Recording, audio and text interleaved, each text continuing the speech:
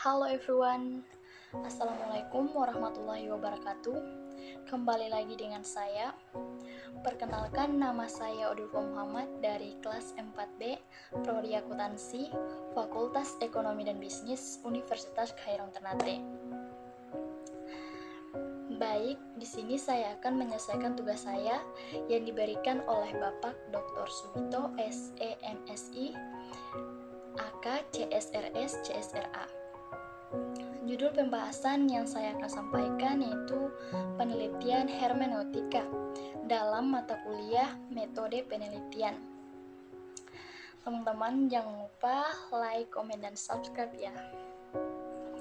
Baik, kita langsung saja pada pembahasannya. Apa itu hermeneutika?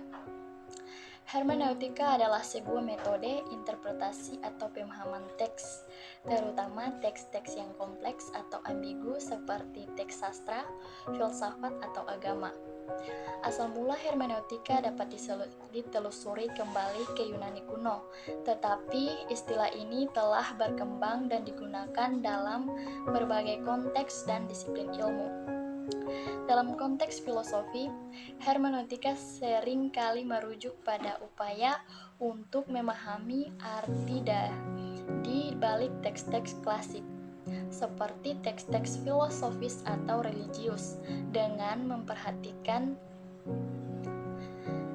konteks sejarah, budaya, dan linguistik, di mana teks tersebut dibuat. Hermeneutika juga diterapkan dalam konteks ilmu sastra untuk memahami dan menafsirkan karya sastra. Selain itu, dalam konteks teologi, hermeneutika digunakan untuk memahami dan menafsirkan teks-teks keagamaan seperti Alkitab dengan memperhatikan konteks historis, linguistik, dan teologisnya. Kita masuk pada sejarah hermeneutika. Sejarah hermeneutika dapat ditelusuri kembali ke zaman kuno, tetapi perkembangan penting dalam pemikiran hermeneutika terjadi pada abad ke-19 dan abad ke-20. Berikut adalah beberapa poin penting dalam sejarah hermeneutika. Yang pertama, periode klasik, yaitu hermeneutika memiliki akar dalam Yunani kuno, terutama dalam konteks penguraian teks-teks sastra dan religius. Di antara para filsuf Yunani kuno, Plato dan Aristoteles telah memberikan kontribusi terhadap pemahaman pemahaman tentang interpretasi teks. Selanjutnya masuk pada poin kedua, periode patristik. Pada periode ini, terutama dalam konteks Kristen, pada Bapak Gereja mempraktikkan dan mengembangkan metode interpretasi teks agama, khususnya Alkitab. Saint Augustine dan Origen adalah beberapa tokoh penting dalam memperkembangkan hermeneutika pada periode ini. Selanjutnya masuk yang ketiga, periode abad pertengahan. Selama abad pertengahan, terutama di dunia Kristen, interpretasi teks agama menjadi fokus utama. Tokoh seperti Thomas Aquinas mengembangkan pendekatan hermeneutika untuk memahami teks-teks religius. Masuk ke keempat, Renaissance dan Reformasi. Periode Renaissance dan Reformasi membawa perubahan signifikan dalam hermeneutika, peningkatan minat terhadap teks-teks klasik Yunani dan Latin, mendorong perkembangan metode interpretasi yang lebih sistematis. Martin Luther, misalnya, menekankan pentingnya interpretasi individu Alkitab. Selanjutnya masuk pada periode modern awal. Pada abad ke-18 dan ke-19, pemikiran hermeneutika berkembang secara signifikan. Tokoh seperti Friedrich Schleiermacher dan Wilhelm Dilthey memperkenalkan gagasan-gagasan penting dalam hermeneutika, termasuk pemahaman subjektif dan historis. Masuk pada yang keenam, hermeneutika filologis.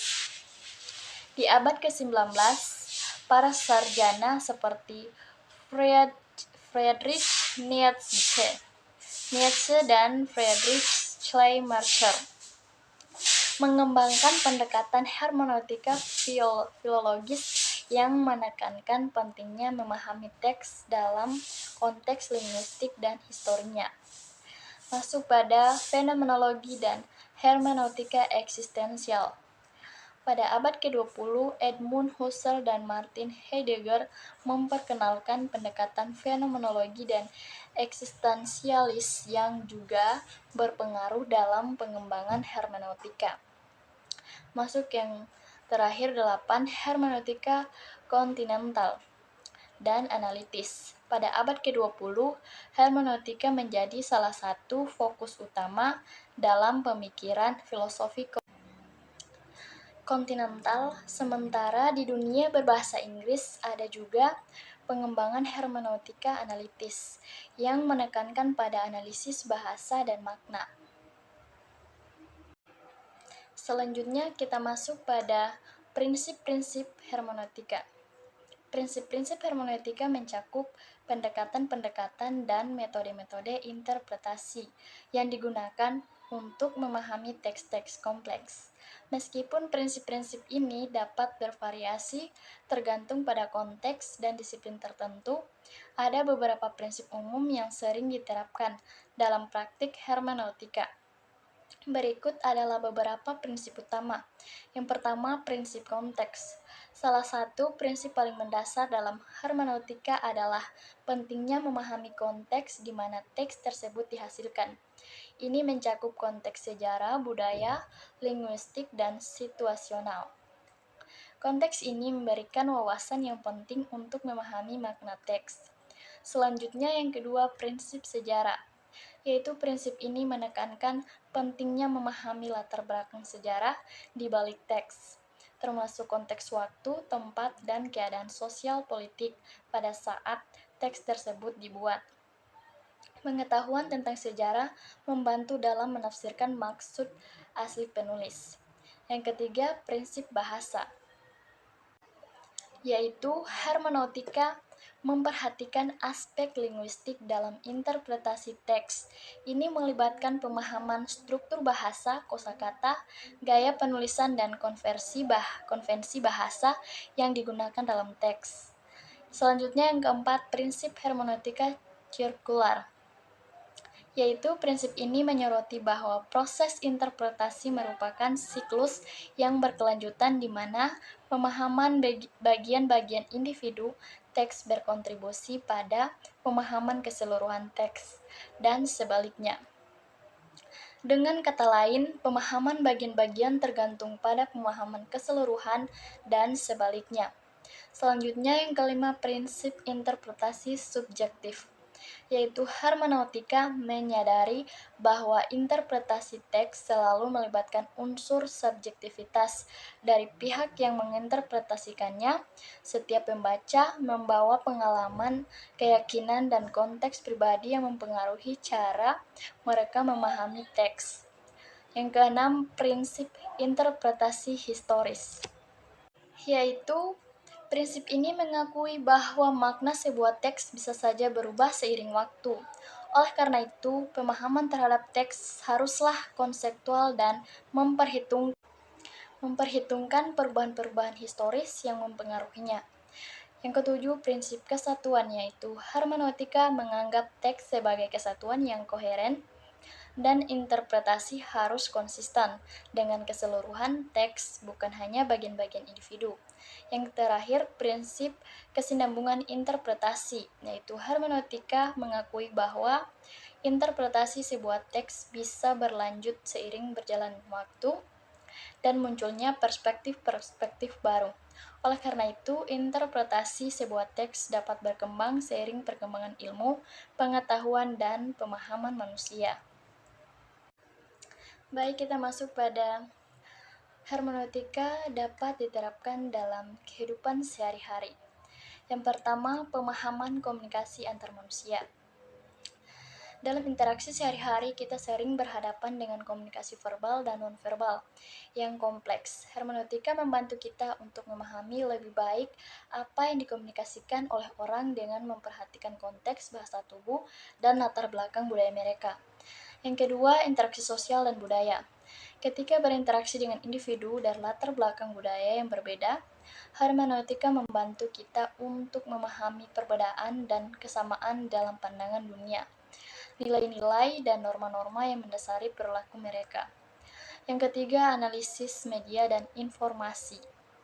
Dalam era di mana kita terus menerima informasi dari berbagai sumber, hermeneutika membantu kita untuk memahami pesan-pesan yang disampaikan oleh media, baik itu melalui berita, iklan, film, atau media sosial.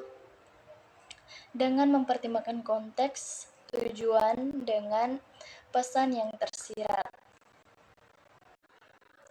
Masuk pada kesadaran diri dan introspeksi, yaitu hermeneutika juga dapat diterapkan pada pemahaman diri sendiri dengan mempertimbangkan konteks pengalaman masa lalu dan makna yang terkandung dalam pengalaman hidup kita.